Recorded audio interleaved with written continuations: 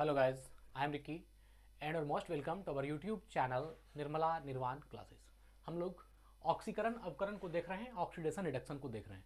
इसके पहले वीडियो में हमने ऑक्सीडेशन और रिडक्शन को है ना ऑक्सीकरण और अवकरण को बेहतरीन ढंग से समझाने का प्रयास किया था, लेकिन हमने कहा था कि इसके बावजूद भी मैं और वीडियो बनाऊंगा और मैं आज फिर कहता हूं कि इसके बाद एक वीडियो और आएगी ऑक्सीकरण अवकरण पे, जो कि एग्जाम्पल स्वरूप रहेगा, उसमें उदाहरण से और भी अच्छे से आप उसको समझ पाएंगे। खैर वो अब इसके बाद आएगी, पहले हम इसको समझते हैं जो आज का कॉन्टेंट है कि ऑक्सीकरण अवकरण क्या है या ऑक्सीडेशन रिडक्शन क्या है।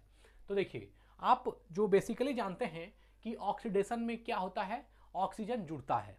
ऑक्सीजन का जुड़ना क्या है, ऑक्सीकरण है। देखिए, ऑक्सीजन का जुड़ना है ना, ऑक्सीजन का जुड़ना ऑक्सीकरण कहलाता है। जब ऑक्सीजन जुड़ता है किसी रिएक्शन में तो वह क्या कहलाता है, ऑक्सीकरण कहलाता है। खैर अभी इसको समझेंगे। ऑक्सीजन का जुड़ना ऑक्सीकरण कहलाता है, ठीक है। और यहां पर देखिए अवकरण में क्या है, इसमें है हाइड्रोजन का जुड़ना या हाइड्रोजन का संयोग होना, ये क्या कहलाता है, अवकरण है। हाइड्रोजन का ऑक्सीजन का जुड़ना ऑक्सीकरण है और हाइड्रोजन का संयोग होना या हाइड्रोजन का जुड़ना क्या है, अवकरण है, ठीक है। इसके आधार पर कह सकते हैं कि ऑक्सीकरण में हाइड्रोजन का वियोग होता है और अवकरण में ऑक्सीजन का वियोग होता है।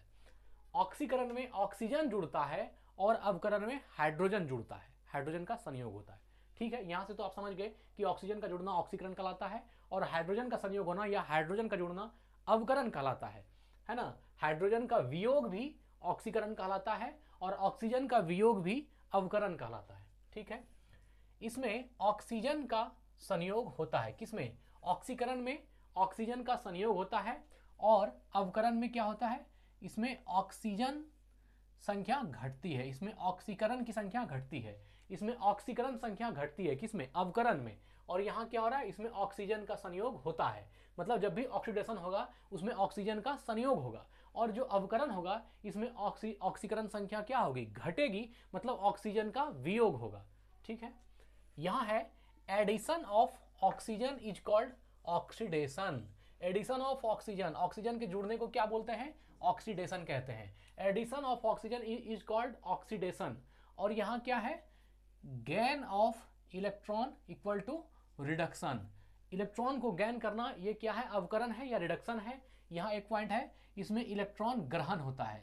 जो अवकरण होते हैं उसमें क्या होता है, उसमें इलेक्ट्रॉन का ग्रहण होता है ना। और इसमें जो है gain of oxygen is called oxidation. Oxygen को गैन करना ये क्या है, ऑक्सीडेशन है, ठीक है। ऑक्सीकरण में है, इसमें विद्युत ऋणात्मक तत्वों की के अनुपात में वृद्धि होती है। विद्युत ऋणात्मक तत्वों के अनुपात में वृद्धि होती है या विद्युत ऋणात्मक परमाणुओं के अनुपात में वृद्धि होती है, या दूसरे शब्दों में कहें तो विद्युत धनात्मक परमाणुओं के अनुपात में कमी होती है और विद्युत ऋणात्मक परमाणुओं के अनुपात में वृद्धि होती है। इस वीडियो के पहले वाले वीडियो में हमने इसी बात पर चर्चा की है और बृहद 18-20 मिनट की चर्चा है, देख लीजिएगा उसको, है ना। इसमें विद्युत ऋणात्मक तत्वों के अनुपात में वृद्धि होती है, इसमें विद्युत ऋणात्मक तत्वों के अनुपात में कमी होती है। अब लीजिए, अवकरण में क्या बोला कि विद्युत ऋणात्मक तत्वों के अनुपात में कमी होगा और ऑक्सीकरण में क्या बोला कि विद्युत ऋणात्मक तत्वों के अनुपात में वृद्धि होगी। अब यहां पर एक बात है कि विद्युत ऋणात्मक तत्व क्या होते हैं, विद्युत ऋणात्मक तत्व किसे कहते हैं, तो यह जो है इंग्लिश में इसको इलेक्ट्रोनिगेटिव एटम बोलते हैं। विद्युत ऋणात्मक परमाणु को इलेक्ट्रोनिगेटिव एटम, है ना, और विद्युत धनात्मक परमाणुओं को इलेक्ट्रोपॉजिटिव एटम जो है बोलते हैं। तो विद्युत धनात्मक या विद्युत ऋणात्मक जो परमाणु होते हैं वो क्या होते हैं, तो जो परमाणु इलेक्ट्रॉन को अपनी ओर आकर्षित करने की प्रवृत्ति रखते हैं उन्हें क्या बोलते हैं, उन्हें बोलते हैं विद्युत ऋणात्मक तत्व या विद्युत ऋणात्मक परमाणु। जो इलेक्ट्रॉन को अपनी ओर आकर्षित करने का गुण रखते हैं उसको बोलते हैं विद्युत ऋणात्मक तत्व, ठीक है। और जो कि आपका विद्युत धनात्मक, देखिए इसमें विद्युत धनात्मक तत्वों के अनुपात में कमी होती है। तो यहां पर आपको विद्युत धनात्मक तत्व क्या होते हैं, तो जो परमाणु इलेक्ट्रॉन खोने की प्रवृत्ति रखते हैं, जो परमाणु इलेक्ट्रॉन को खोने की या इलेक्ट्रॉन को डोनेट करने की जो है क्षमता रखते हैं वो क्या हो गए, विद्युत धनात्मक तत्व। तो यहां से आप विद्युत धनात्मक और विद्युत ऋणात्मक तत्व को या विद्युत धनात्मक परमाणु और विद्युत ऋणात्मक परमाणु को भी आप समझ गए, है ना। तो ऑक्सीकरण में क्या होता है, विद्युत धनात्मक तत्वों के अनुपात में कमी होती है और अवकरण में क्या होता है, विद्युत धनात्मक तत्वों के अनुपात में वृद्धि होती है। देखिए सीधा उल्टा चल रहा है, इसमें जो विद्युत ऋणात्मक तत्वों के अनुपात में वृद्धि हो रहा था, इसमें विद्युत ऋणात्मक तत्वों के अनुपात में कमी हो रहा है। इसमें विद्युत धनात्मक तत्वों के अनुपात में कमी होता है, तो इसमें इसमें जो है विद्युत धनात्मक तत्वों के अनुपात में कमी होता है, तो इसमें विद्युत धनात्मक तत्वों के अनुपात में वृद्धि होता है। ठीक है, इसमें विद्युत धनात्मक तत्वों के संयोजकता में वृद्धि होती है ना। किसमें? ऑक्सीकरण में। ऑक्सीडेशन में क्या होती है कि विद्युत धनात्मक तत्वों के संयोजकता में वृद्धि, वैलेंसी में वृद्धि होती है। और इसमें क्या होता है?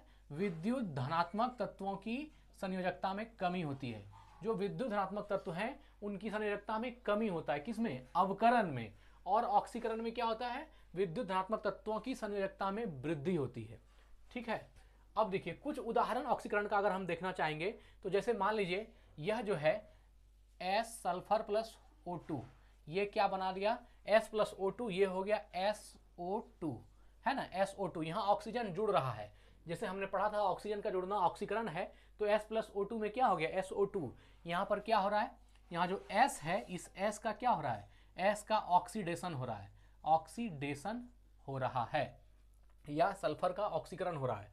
जैसे मान लीजिए N2 प्लस O2, है ना। N2 प्लस O2, ये क्या हो गया? 2NO। 2NO यहाँ क्या हो रहा है? तो जो नाइट्रोजन है इसका ऑक्सीडेशन हो रहा है या ऑक्सीकरण हो रहा है, ऐसा आप कह सकते हैं, है ना। ऑक्सीडेशन हो रहा है। एक उदाहरण और देख लेते हैं। जैसे कार्बन है C प्लस O2, ये क्या हो गया? CO2, carbon dioxide. यहाँ पर क्या हो रहा है? जो कार्बन है इस कार्बन का ऑक्सीडेशन हो रहा है, कार्बन का ऑक्सीडेशन हो रहा है। और उदाहरण देखना चाहते हैं तो देखिए जैसे 2H2 प्लस O, है ना। 2H2 प्लस O2, ये हो गया 2H2O।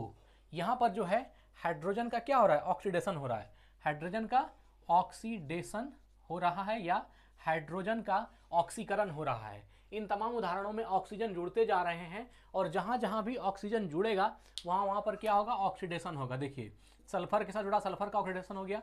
नाइट्रोजन से जुड़ा तो यहाँ N, नाइट्रोजन का ऑक्सीडेशन हो गया। यहाँ कार्बन से जुड़ा, यहाँ कार्बन में कार्बन का ऑक्सीडेशन हो गया। यहाँ H2, यहाँ हाइड्रोजन का, देखिए यहाँ H2O में हाइड्रोजन का ऑक्सीडेशन हो गया। इस तरह से ऑक्सीजन का जुड़ना क्या कहलाता है? ऑक्सीडेशन कहलाता है। ठीक है, इसमें विद्युत धनात्मक तत्वों की संयोजकता में वृद्धि होती है। ठीक है, विद्युत धनात्मक तत्वों की संयोजकता में, अभी हम संयोजकता को पढ़ेंगे, एक बार आपको बताएंगे संयोजकता क्या है, थोड़ा सा इंतजार कीजिए। इसमें इलेक्ट्रॉन का त्याग होता है। किसमें? तो ऑक्सीकरण में इलेक्ट्रॉन का त्याग होता है। और अभी आपने देखा कि अवकरण में इलेक्ट्रॉन ग्रहण होता है। अवकरण में क्या होता है? इलेक्ट्रॉन ग्रहण होता है। और ऑक्सीकरण में इलेक्ट्रॉन का त्याग होता है। ठीक है, loss of electron equal to oxidation, है ना। Loss of electron, loss of electron equal to क्या हो गया? ऑक्सीडेशन। मतलब कि इलेक्ट्रॉनों का जो है लॉस होना या इलेक्ट्रॉनों की कमी क्या कहलाती है? ऑक्सीकरण कहलाती है। और gain of electron is equal to reduction, है ना। इलेक्ट्रॉनों का गेन होना ये क्या कहलाता है? अवकरण कहलाता है या रिडक्शन कहलाता है। तो इसको भी याद रखिएगा। इसमें ऑक्सीकरण संख्या बढ़ती है ना। ऑक्सीडेशन में क्या होती है? जो ऑक्सीकरण संख्या होती है, ऑक्सीकरण में ऑक्सीकरण संख्या बढ़ती है, ऑक्सीडेशन नंबर जो है बढ़ती है। ठीक है, और अवकरण में क्या है? इसमें विद्युत धनात्मक तत्वों की संयोजकता में कमी होती है। विद्युत धनात्मक तत्व जो भी होंगे उनकी संयोजकता में कमी होती है। तो ठीक है, अब यहाँ संयोजकता बार बार आ रहा है तो हमने संयोजकता को भी लिख दिया ताकि आपको दिक्कत नहीं हो, है ना। संयोजकता क्या है इसको समझ लीजिए। एक बार यहाँ भी संयोजकता वर्ड आया है ना, और एक बार संयोजकता यहाँ भी आया है। इसमें विद्युत धनात्मक तत्वों की संयोजकता में वृद्धि होती है। तो आप पहले अब इस संयोजकता को समझ लीजिए। ये जो वर्ड है संयोजकता, ये बहुत ही इंपॉर्टेंट है, केमिस्ट्री का आधार है ना। ये संयोजकता जो है ये केमिस्ट्री का आधार है। देखिए क्या बोला कि संयोजकता, है ना, संयोजकता किसी विशेष तत्व के परमाणुओं की, किसी विशेष तत्व के परमाणुओं की वह संख्या है जो किसी अन्य तत्व के एक परमाणु के साथ मिलकर अणु बनाती है। क्या बोला? संयोजकता किसी विशेष तत्व के परमाणुओं की वह संख्या है, किसी विशेष तत्व के एटम की वह संख्या है। संयोजकता क्या है? किसी विशेष तत्व के एटम की संख्या है। संयोजकता क्या है? किसी विशेष तत्व के एटम की, परमाणु की संख्या है। संयोजकता किसी विशेष तत्व के परमाणु की वह संख्या है जो किसी अन्य तत्व के एक परमाणु के साथ मिलकर अणु बनाती है। वह संख्या परमाणु की संख्या है, लेकिन वह परमाणु की संख्या है जो किसी दूसरे तत्व के परमाणु के साथ संयोग करके अणु बनाती है। देखिए संयोजकता किसी विशेष तत्व के परमाणुओं की वह संख्या है जो किसी अन्य तत्व के एक परमाणु, किसी अन्य तत्व के एक परमाणु के साथ मिलकर अणु बनाती है। यहां से आपको संयोजकता का परिभाषा समझ में आया होगा। संयोजकता क्या है? संयोजकता किसी विशेष तत्व के, है ना, तत्व के परमाणुओं की वह संख्या है। संयोजकता किसी विशेष तत्व के परमाणुओं की वह संख्या है जो किसी अन्य तत्व के एक परमाणु, किसी अन्य तत्व के एक परमाणु के साथ मिलकर अणु बनाती है। किसी अन्य तत्व का एक परमाणु लेंगे और जिस तत्व से आप रिएक्शन करा रहे हैं उसके परमाणु को लेंगे, उन दोनों को मिलाकर के जो मॉलिक्यूल बनेगा, तो उस मॉलिक्यूल को बनने में दूसरे तत्व का एक परमाणु और जो हमारे पास तत्व है उसके परमाणुओं को मिला करके अणु बनाने में जो भी उसका रेशियो बनेगा वह क्या कहलाएगी? संयोजकता। संयोजकता किसी विशेष तत्व के परमाणुओं की वह संख्या है जो किसी अन्य तत्व के एक परमाणु के साथ मिलकर अणु बनाती है। ठीक है। अब देखिए, संयोजकता को आणविक भार के रूप में भी जाना जाता है। संयोजकता को आणविक भार के रूप में, संयोजकता को किस रूप में जाना जाता है? आणविक भार, जिसको आप मॉलिक्यूलर वेट बोलते हैं। तो संयोजकता को आणविक भार के रूप में भी या मॉलिक्यूलर वेट के रूप में भी जाना जाता है। संयोजकता किसी परमाणु की संयोजन शक्ति का माप है। संयोजकता क्या है? किसी परमाणु की संयोजन शक्ति। संयोजन का मतलब क्या हुआ? मिलना या जुड़ना। तो संयोजकता किसी परमाणु के जुड़ने की शक्ति का माप है, या कह सकते हैं संयोजकता किसी परमाणु की संयोजन शक्ति का माप है। वह कितना संयोजन होगा, इसकी माप किससे मालूम होती है? संयोजकता से। अब नीचे जो है अवकरण का दो उदाहरण दिया गया है। आप देखिए यहाँ CuO है प्लस H2, इसमें Cu प्लस H2O, यह जो है यहाँ पर Cu का क्या हो गया? अवकरण हो गया। Cu का अवकरण हो गया, Cu अलग हो गया और यहाँ H2O जो है ये अलग कंपाउंड बना लिया। तो इस तरह से यहाँ पर Cu का अवकरण होगा। इसमें आप जानते हैं हाइड्रोजन का संयोग होता है, तो यहाँ पर जो है हाइड्रोजन जो है इस O के साथ जुड़ करके H2O बन गया और यह जो है Cu का अवकरण हो गया। सेम ऐसा ही यहाँ पर है H2S प्लस Cl2, इसमें जो S है, S यहाँ रह गया और Cl2 और H2 संयोग करके क्या बना दिया? 2HCl। इसमें क्या हो गया? तो ये Cl2 का अवकरण हुआ, Cl2 का अवकरण हो गया। अवकरण क्या कहलाता है?